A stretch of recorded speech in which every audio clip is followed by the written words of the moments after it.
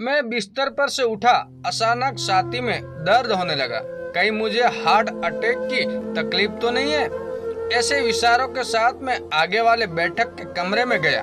मैंने देखा कि मेरा पूरा परिवार मोबाइल में व्यस्त था। मैंने पत्नी को देखकर कहा, थोड़ा छाती में आज रोज से ज्यादा दर्द हो रहा है, डॉक्टर को बताकर आता हूँ। हाँ, मगर संभाल कर जाना, काम हो तो फोन करना। मोबाइल में देखते देखते ही पत्नी बोली। मैं स्कूटी की चाबी लेकर पार्किंग में पहुंचा। मुझे बहुत पसीना आ रहा था। स्कूटी भी स्टार्ट नहीं हो रही थी। मुझे उसी वक्त हमारे घर पर काम करने वाला ध्रुव साइकिल लेकर आया। साइकिल को ताला मारते ही उसने मुझसे सामने खड़ा पाया। क्यों साहब, स्कूटी स्टार्ट नहीं हो रही है क्या? मैंने कहा, नहीं। आपकी तबीयत ठीक नहीं लगती साहब, इतना पसीना क्यों आ रहा है आपको? साहब, इस हालत में स्कूटी को किक नहीं मारते, मैं किक मारकर चालू कर देता हूँ। ध्रुव ने एक ही किक मारकर स्कूटी चालू कर दी। साथ ही पूछा, साहब अकेले कहाँ जा रहे हो? मैंने कहा, हाँ। उसने कहा, ऐसी हालत में अकेले नहीं जाते, चलिए मेरे पीछे बैठ जाइए। मैंने पूछा, तुम्हें स्कूटी चलानी आती है? साहब, गाड़ी का भी लाइसेंस है, चिंता छोड़कर बैठ जाइए। पास ही एक अस्पताल में हम पहुंचे। ध्रुव दौड़कर अंदर गया और व्हील चेयर लेकर बाहर आया। साहब, अब चलना नहीं, इस कुर्सी पर बैठ जाओ। ध्रुव के मोबाइल पर लगातार घंटियां बजती रही। मैं समझ गया था फ्लैट में सबके फोन आते होंगे कि अब तक काम पर क्यों नहीं आया। ध्रुव ने आखिर थक कर किसी को कह दिया कि आज नहीं आ सकता। ध्रुव डॉक्टर के जैसे ही व्यवहार कर रहा था। उसे बगैर बता ही मालूम हो गया था कि साहब को हार्ट की तकलीफ है। लिफ्ट में से व्हील चेयर को आईसीयू की तरफ लेकर गया। डॉक्टरों को टीम तो तैयार ही थी। मेरी तकलीफ सुनकर सब टेस्ट शीघ्र ही किए।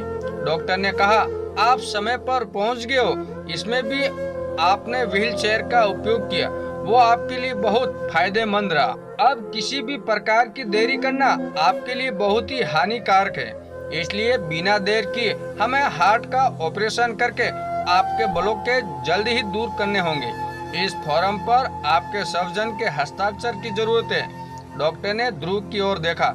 मैंने अब ध्रुव से पूछा, बेटे दस्तखत करने आते हैं? उसने कहा, साहब इतनी बड़ी जवाबदारी मुझ पर न डालो। बेटे तुम्हारी कोई जवाबदारी नहीं है, तुम्हारे साथ भले ही खून का रिश्ता नहीं है, फिर भी बगैर कहे तुमने अपनी जवाबदारी पूरी की। वो जवाबदारी हकीकत में मेरे परिवार की थी। एक और जवाबदारी पूरी कर दो बेटा। मैं नीचे सही करके लिख दूंगा कि मुझे कुछ भी होगा तो जवाबदारी मेरी है। ध्रुव ने सिर्फ मेरे कहने पर ही हस्ताक्षर किए। और हाँ, घर फोन लगाकर खबर कर दो। उसी समय मेरे सामने मेरी पत्नी का फोन ध्रुव के मोबाइल पर आया। वो शांति से फोन सुनने लगा।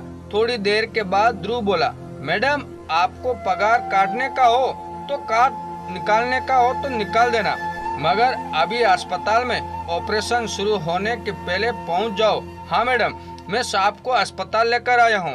डॉक्टर ने ऑपरेशन की तैयारी कर ली है और राह देखने की कोई जरूरत नहीं है। मैंने कहा, बेटा घर से फोन था? हाँ साहब। मैंने मन में पत्नी के बारे में सोचा। तुम किसकी पगार काटने की बात कर रही हो और किसको निकालने की बात कर रही हो?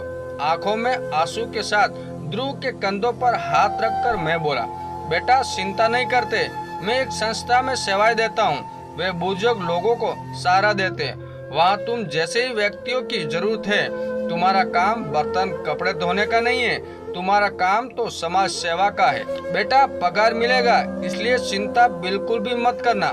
ऑपरेशन के बाद जब अगले दिन मैं होश में आया, मेरे सामने मेरा पूरा परिवार नतमस्तक खड़ा था।